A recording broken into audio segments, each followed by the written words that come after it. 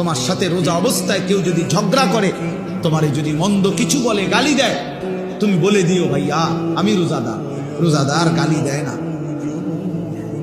রোজাদার ঝগড়া করে না ভাইয়া, রোজাদার নাফরমানি করে না। ফালিয়াকুল ইন্নী ইমরুউন সাইম, নবীজি বলেন বলে দিও তুমি ভাইয়া আপনি আমার আরো অনেক কিছু বলতে পারেন, আমি রোজাদার, আমি রোজাদার।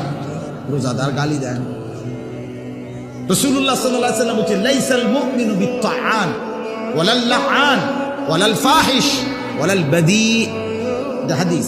নবীজি বলেন মুমিন খোঁটা দানকারী হয় না, খাবাইয়া 10 টাকা খাবাইয়া আবার এক সপ্তাহ পরে বলে এদিনও তো তোরে 10 টাকা খাবাইলাম না, এতে না খাওয়ানি ভালো ছিল।